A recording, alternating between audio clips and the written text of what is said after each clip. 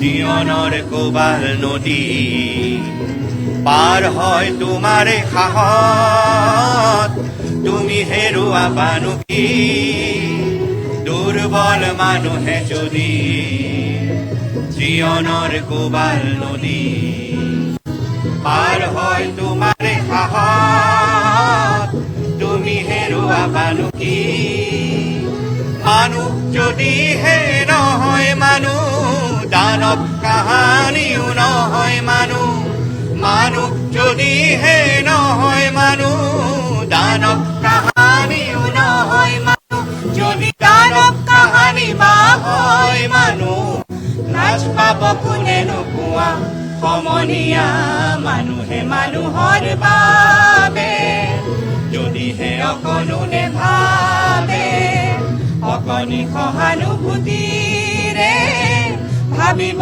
কোনে নোপোৱা সমনীয়া মানুহে মানুহৰ বাবে, যদিহে অকণো নেভাবে অকণি সহানুভূতিৰে ভাবিব কোনে নোপোৱা সমনীয়া মানুহে মানুহৰ বাবে।